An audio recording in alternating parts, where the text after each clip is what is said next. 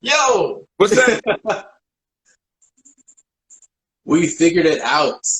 Okay, y'all. It was me. It was me. Because I was doing this trying on my computer, and Yeah, you get the Teddy Riley. well, because I'm sitting now. I'm holding this phone in my hand, so See, but these are the sacrifices you make for the people. You hold your own phone. You I guess so humble, so. such a humble superstar. Oh How are you, brother? It's good to have you on the show, man. man, it's great to be on your show. So thank you for having me. Absolutely, absolutely. Sorry, my Got it, volume is. Rowena? Yes, hey everybody. Hello. Thank you all for joining us for this superstar, our special guest, Mr. Chinua Hawk. Oh, so first off, we want to make sure the people know who you are, because Okay. I know they all do, but just in case. Well, So you've been doing this for 20 years or so, which is crazy because you're like 30, which is insane. I took this from your bio. Don't get mad at me. I took this from your bio. I didn't say I was You have 30. worked. No, you said you worked for 20 years. I'm trying to shave some years off for you. But you have worked with such luminaries as Kanye West, Talib Kweli. What song was that? Tell the people. The song is called "Just to Get By." If you All remember. right. Absolutely. I'm sure they've heard it. If they haven't, it's available. Celine Dion, man. You, Yes, you performed with Celine Dion. yes. One How time was back in that? 1996, way back then, Madison Square Garden. Nice. Huh? At Madison Square Garden, of all places. Of all places, that was actually my first time in the building, being on stage with her, and that was an amazing experience watching her do her thing and looking out there, knowing like all 30,000 people that were there actually, came to see her, and that was kind of like one of those. I mean, anything is possible, Hmm. and I was just amazed at her focus. I was amazed at what was going on like backstage. I was amazed that all of these people came to this one person, you know. Right. They Right. love, gift of singing so much, you know. So yeah. Yeah. Wow. Wow. So, what's one tidbit that you took away from Celine? I won't ask for tea per se, but what's one tidbit that you took from seeing her Um, and how she does things? really it was just watching her focus, Hmm. like when she walked on stage, like she had this tunnel vision. She only saw what she was going to do. Yeah. Like nothing like it didn't seem like anything it seemed like anything could happen and it wouldn't distract her whatsoever, you know. Wow. And like her eyes, she was just like, I'm just watching her, and she's just straight on it, man. And yeah, and she just had her stuff together. She knew her stuff. Her vocals were just amazing. Yeah, Of course. no hesitation whatsoever, you know. Oh, wow. So, perform with Celine Dion. You've written with Wyclef Jean. What was that experience like? um hmm. Tell um the people the truth. you know, yeah, I mean, I learned a lot in those experiences because he doesn't like use any kind of formula or anything. You know what I mean? Yeah. He's just one of those that it's kind of like, how there's a that may not have had any training, but they know how to Hmm. feel everything. So they didn't need the training to make you feel it. And that's what I feel like working with him is like, like it's not a proper way to do things. He just does like whatever, you know. So I kind Yeah. of, I kind of work like that myself. I don't really follow, many rules. So it's kind of cool, be in that atmosphere. Nice. Nice. Just to create off the vibe. Hmm. Nice. Nice. And so, aside from all of that, and you are an artist in your own right, you are an amazing singer songwriter. You Thank you. performed all over the world. You have released several projects as an independent artist. What made you choose to go that route instead of signing to a label, which you obviously could have done? Oh no, they all told me no. That's what made me. That's what made me do Oh, it. You know, well, there. like I went to all of them. I went to Uh, all. I went in and we played my songs, I sang live, did performances, showcases, all of it. Some of them said yes, and then ended up saying no. And I knew that this was what I was supposed to do, and I wasn't going to allow someone telling me no to stop me from pursuing. my dream, you know. And they had a bunch of reasons. Some of them thought my music wasn't black enough. Some thought I didn't have the right image. One person, you sweat thing, you know, or I was too fat. I mean, you name it, Wow. you know. And I just decided that, you know, for me, getting into music had nothing to do with image. It had nothing to do with any of that stuff. I just wanted to sing. I just wanted to write my songs. I wanted to be with people. And so I decided, I said, you know what? I'm going to go out and go to the people who actually buy music and see how Mhm. they buy it, you know? And yeah, and I just figured out kind of how to do that. Wow. So when did you release your first project? Ooh, um, that was 20 years ago. Oh man. Wow. Infinity. Nice. Man, I think it was like, yeah, 20 or 21 years ago. Wow. Oh man. That'll hit you. No, no, for real. Seriously. But Yeah. that means you've really been plugging away at it. I'm sorry? How old were you 20 years ago? Yeah, I was younger. But anyway, this is about you. So how many projects have you released in total up I to date? think there's 5. I should know this, right? Including the Christmas project, right? Solo projects, yeah. Yeah. Okay. And All right. other projects and things I've done with other people, but yeah, for my own 5. Nice. That is incredible. Incredible. So before we jump into your song list, which Mhm. was amazing, I had a good time listening to these songs. What's the one takeaway that you have for artists that are starting off now that are seeing the independent route as a way to go? Because social media has basically opened it, well, wide up for a lot of artists. What's one piece of advice that you could give? Man, one piece of advice um, I could give, I would say study the greats. Mm, You know, not just what you hear and trying to, you know, recreate what's happening now. You know, study the greats and really find your voice and find your audience, the people that connect with you, so you um, can basically stand the test of time, you know. So you are mm, a classic artist, you know, timeless artist, you know. That's just not, you know, you can be around 20 and 30 years still performing and doing your thing and enjoying it, you know, because you took the time to study your craft and, you know, and go after it that way. So I think that's all absolutely. I think. Man, yeah, no, that's great advice. I think I won't say a lot, but I definitely see some artists and some artists, quote unquote, that are following trends, Hmm. that are hot for the moment, that are popping on social media, and you can tell that they have not studied. They haven't even absorbed. We're not talking formal study. We're just talking absorbing the Yeah, greats that we mentioned. It's yeah, like they know nothing about what came before, and it's disappointing. yeah, for sure, It's for sure. disappointing. But speaking of these greats that have come before, you have a list full of greats on your 5 songs that changed your life. Which I'm So mad we're you gonna have songs, man. listen. That's the whole point. You gotta whittle it down to 5. So they really gotta matter, right? Yeah, better He's with still mad. Don't worry about it. Don't worry about it. But yes, we're gonna jump into the song list. So the first song, oh my gosh, the Donny Hathaway. It don't get no better than that. you. And this is his signature song, I think. A song for you. So let's listen to a little bit, and then we're gonna talk about it. Okay? Yeah. You can Mm, just get lost in that, right? for real. Uh, Yeah, uh. nothing better. So man, I was just gonna say, it's nothing better than sitting in a dark room with some headphones on, with your eyes closed, mm, and just listening to Donny Hathaway sing. where does Donnie take you, man? Where does Donnie make Donny you go? everywhere. He Mm, takes everywhere with the least amount of effort.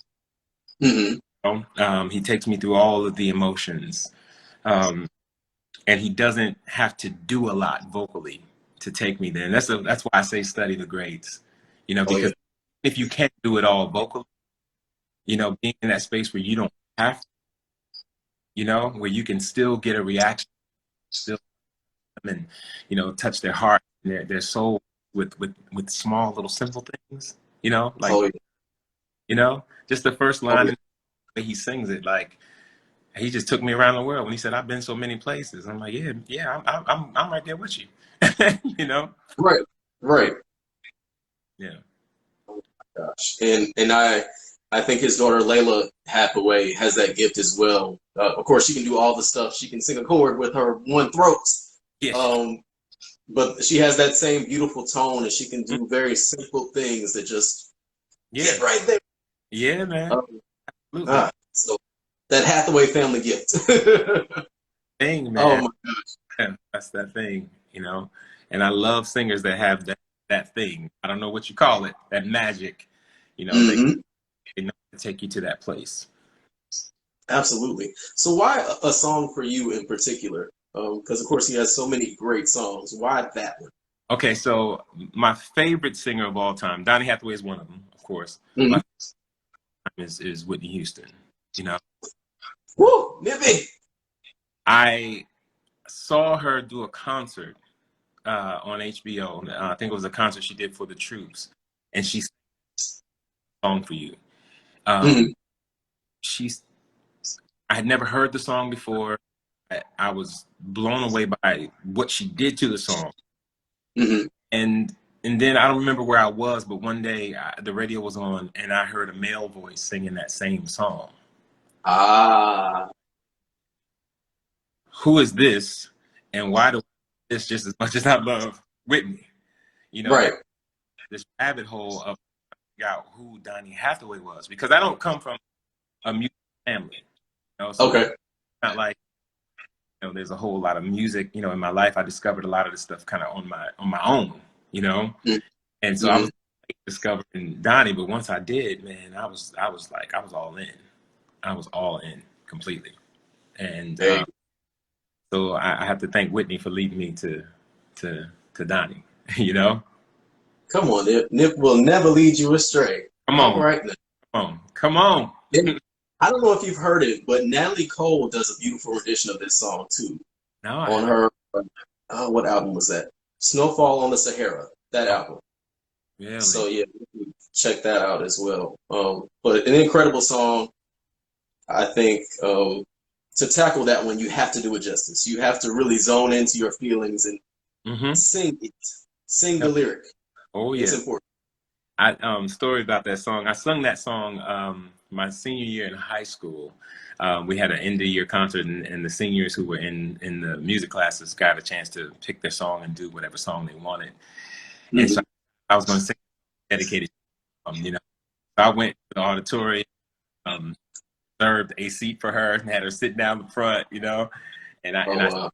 a friend of mine played the piano, and I walked off the stage, you know, down there singing to my mom in my church clothes.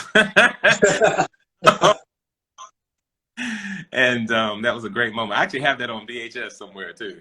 You know, Oh man, I, VHS. yeah, You gotta be somebody to play it. I actually do. Oh, hey, I'm not mad. I'm not mad at all. Did she cry? Did you make mom cry? Well, you know, my mom was not a crier, but she did Okay, get a little emotional. You know, got she was you. Got you. Yeah, the G. she was proud. That's that is beautiful. So you mentioned Whitney Houston. Whitney led you to Donnie via a song for you. Hmm. So the next song on your list is by Whitney Houston. Okay. We're going to jump into this one, "Saving All My Love for You," a classic, classic, classic. Mhm. Man, let's listen to a little bit, then we'll talk about it. Okay. Man, I had to get through that bridge. Hmm. I had to get through that bridge. Oh yes, yes, yes, yes. Oh my gosh. So talk about it. How did that song change your life? Well, let me just say this before before I go there. I'll say no one can sing a song and sound that beautiful like we're singing a song killing somebody. What? You broke up just a little bit. Say that one more time for me. I said, no one can make a song about stealing somebody like with you know than Whitney Houston. Huh, talk about it. It Now was years before I realized what that song was about. I was like, oh, that's bad.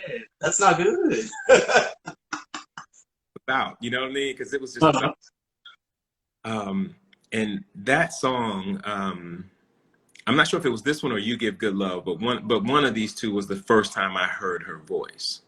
Hmm. And my sister, my oldest sister, had her cassette tape. Yeah, cassette is you put in the box for all you know the kids. Like anyway, I don't know how to explain it to you. Anyway, I used to sneak and take it, and I would lay on the floor, and I would just listen to Whitney's whole album, and I was just blown away by her message. I said a prayer to God. I was like, please make me be able to help make people feel that way when I sing one day. You know, uh, mission accomplished. Okay. that's how much she moved me. You know, Mhm. and just the ease at which she could just, I mean, go sweet places into these powerful, you know, without sounding strained, like she was giving any effort at all. Was just amazing to me about how young she was. I think when that was recorded. And so for her to have that kind of skill at that age, it's just mind blowing to me. Oh, yeah. Yeah, yeah. So for me, most Um, of it is about the voice, not so much about like the songs. mhm. It's really her voice that kind of changed, you know, and she have some great go with that voice. Right, Yeah. right. And her choices with delivery. I'm a big Whitney fan as well. So in doing research and watching all of the documentaries and everything that's come out on her, of course, a lot of her vocal ability was credited to her mother, Sissy, and all the training that she gave her. Mhm. And Sissy mentioned at one point that she taught Whitney to sing the melody straight, Mhm. especially through the first verse and first chorus, and Mhm. basically establish what that song was Yeah. before you start coloring and changing and doing all the things that we knew Whitney could do so well because she was basically the ultimate church girl. She could do all the stuff.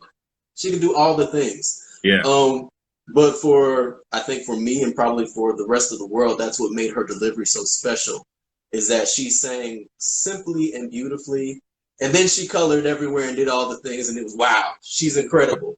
Then she, Um, you know, like she'd give you all that magic, and then she would pull it back again. You Pull know. it right back again, Yeah. exactly, and bring it home, and bring it home. So how has that affected your delivery as a live performer? Oh man. It's affected me a great deal because just I learned much from listening to her and watching her live. And I feel the same way I felt about Donny Hathaway. Um, Hmm. Same thing. Like I could sit in the room and in the dark and put some headphones on and just listen to her voice, take me on a, you know. Yes, sir. And she takes me to these. Sometimes it's just a small hum that she does, and it just says so much. You know, Mm. it doesn't take a lot. When you know that magical place, and those are the singers that I love. You know. Oh, oh yeah. Oh Mhm. man, we miss Whitney greatly. We miss her greatly. But her legacy is gigantic, and I think anyone who opens their mouth to call themselves a singer needs to know about Whitney and her catalog and all of the things that she left us Yeah, with. So sure. absolutely, absolutely. So we're gonna move on to another one. The third song on your list is "This Masquerade" by Mr. George Benson. Mhm. Ah, um, I have a story about this song, but it's not about me. It's about you. So we're Yep. gonna listen to a little bit, and then we're gonna talk about it. Okay? Okay. Benson, who is a disrespectful guitar player. Yeah, I just have to put that out there. Just disrespectful. sir. Oh man. So talk about it. Tell me Uh, about that song and how it changed your life. Man, so that was one of the songs I used to practice a lot when I was younger. Um, Hmm. Between him, Donny Hathaway, Whitney, and Stevie, and like all those people, I used to practice a lot to their music, but especially George Benson, Hmm. um, song and Everything Must Change. Um, yeah, I don't know why I was so drawn to it. I know a lot of it had to do with his voice, um, and all the things he could do, the way he could mimic those notes with the guitar. Oh, I couldn't incredible. I couldn't do that, so I would just be practicing over and over again, trying to do what he was doing, and Yeah. yeah, man, and I just have always just loved George Benson immensely, and I had a chance to meet him Oh uh, wow. at my very first gig that I was performing my own music at. Oh crazy. Yeah, restaurant in New Jersey. It was a Japanese restaurant.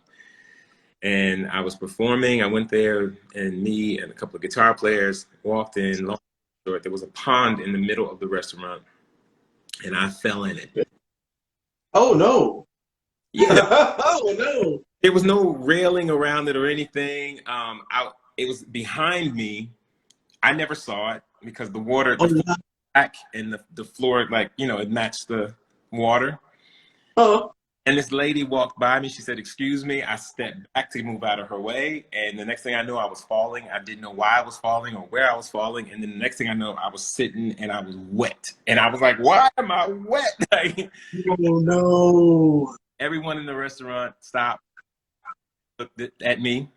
And I was wearing the clothes I was going to perform in. So I didn't have any other clothes with me. Of Um, course. and my friends that were singing BGVs, I like went in the bathroom and got some like paper towels trying to help me dry off. And I'm walking over to the area where I'm going to perform because I have to wait because there's a lady going for me and a comedian that's hosting the night. And I see, Mm.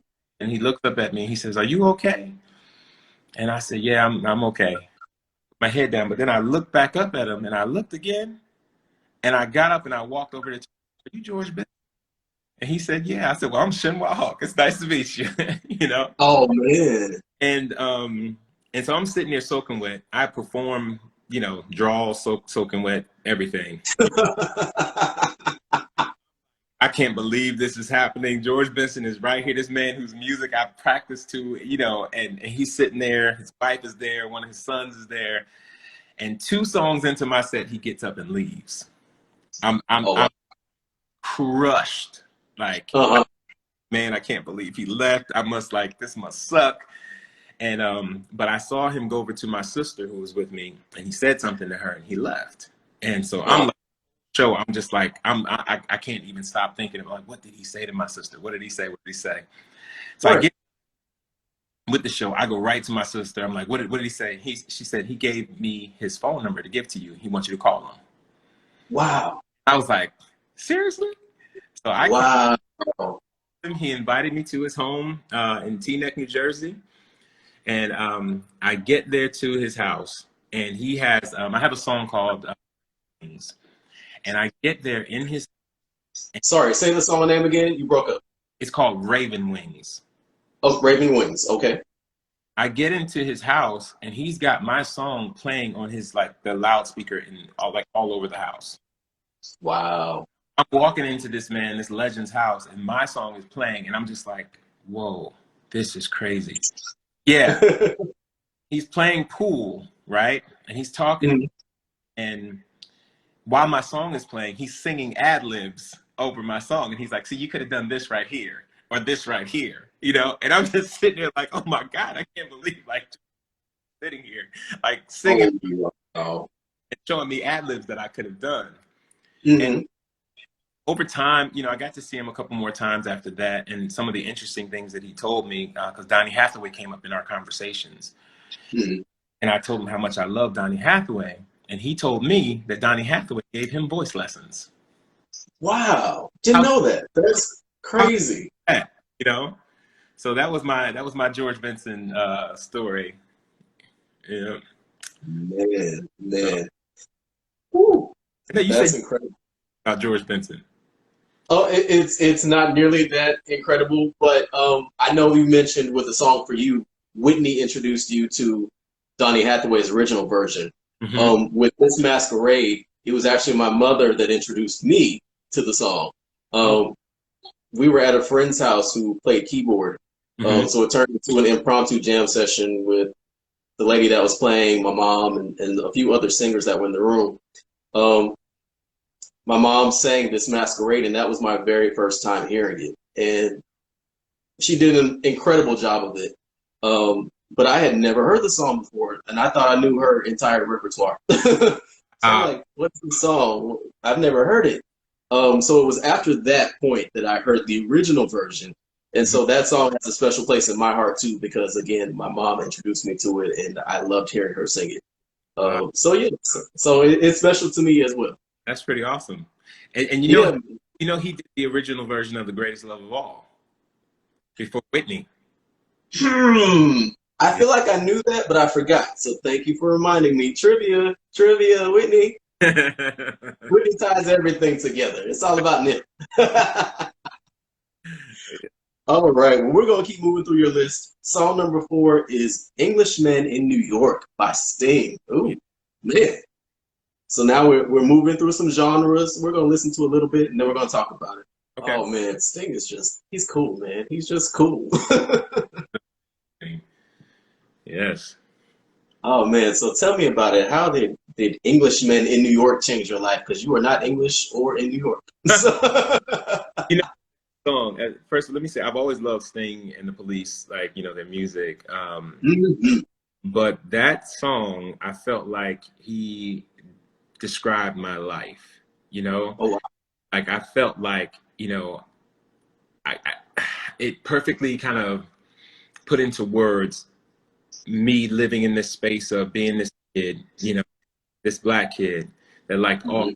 music, you know, not just you know hip hop. I liked everything. I sung everything, and so for some people, that was weird, you know. Mhm. And like I said, when I first started out in the music industry, I was doing all this acoustic music, and they were all just like, oh, you know, like, oh, that's not black enough. And I'm just like, yeah, but it's music. Like I don't hear this black music, white music, you know, this kind of thing. It's like it's music. If I love it, I love it, you know. Mhm. And so Mhm. in some ways, it made me feel like a legal alien, you know, walking around, like, you know, trying to find my tribe of folks that were, you know, weird like me, that like, you know, everything, you know. And so Mhm. our song perfectly described that. And I also liked it was such a departure from everything else he had done. You know, it was a little jazzy. He was singing, you know, not the hard rock vocal, you know, that we were used to from him. And yeah, man, I just, you know, he's another one of those voices that I just love. You know, Oh yeah, so distinctive, right? You know his voice as soon as you hear it. you know it as soon as you hear it. He's not like anyone else. He's not trying to be anyone else. He's just being himself. You And know, he's made a great career of being himself. absolutely. I think he's brilliant. Absolutely. Absolutely. Man. You So got let's go into another unlikely candidate. I think this is your wild card. I really like this choice. Um, Living on a Prayer by yeah. Jovi. Wow. I didn't expect this one, but I love it. I love it. Let's listen to a little bit like y'all don't know this song. And then we're going to talk about it, okay? A karaoke staple, okay? Yeah, that's Oh, man. any of vocal cords. Hey, right. Trying to hit all of the high notes, okay? All of them. So Yes. besides busting your vocal cords trying to sing it, how Yes. did that song change your life? I always loved Bon Jovi, and I love a good rock vocal too. You Hmm. Hmm. Me too. um, but the fact that they're from New Jersey, I'm from New Jersey, made me an instant fan. You know, Ah, already. So it wasn't particularly the song that changed my life, okay. you know, but I just love the group and I love the music, and they were just, man, at that time they were everywhere, doing these mass tours, like these huge arenas all over the place, and I would see this stuff on, you know, MTV and VH1, and I was just like, man, I want to sing in an arena like that one day, you know. And Hmm. yeah, man, like that was, yeah, the fact that they were from, like I said, from New Jersey, you know, and Whitney's from New Jersey too, by the way, so you know. Yes, Newark, we know, we know. No, go ahead. Jersey makes some good stuff. That's all I can say. I'm not mad at it. So you brought up New Jersey. Yes. How has New Jersey and your upbringing in that state influenced the artist that you've become and the person you've become? Well, I would say I grew up in South Jersey next to a couple of military, so that exposed me a lot of culture because my friends were from all over the world, you know, and I had, I mean, literally every, you know, I would drag them all. I used to go to church a lot. I would drag all my friends to church with me, and they would look at me in this Black Baptist church, and they were like, "This kid bringing all these different folks up in here," you Where do know. you find this? Yeah. But it exposed me to different music. It exposed me to a lot of different foods and growing up that way in that town gave my life a richness that I don't think it would have had. And I think it helped me to open my mind to different music. So Mm, it has really, growing up that way influenced me quite a bit. Yeah. awesome. Awesome. Well, we have reached the end of your five songs list. Thank you so much for joining me on this show and sharing your stories and experiences. This has been incredible. What's next for you? Where can people find you and what can they be looking out for? Right now, I'm writing my first book that Hey, that I can't wait to share with y'all soon. Definitely, we'll be working on some new music after the book is finished. And awesome. you can find me here on Instagram, everything under my name, Chinua Hawk, website, chinmuahawk.com.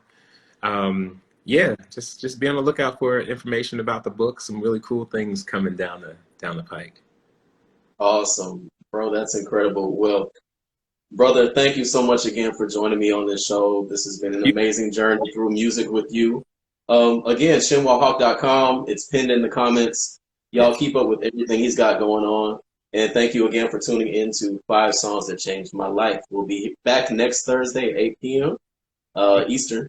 And All again, have a great night, all right? Thanks, right, Shinwa. much guys. See you.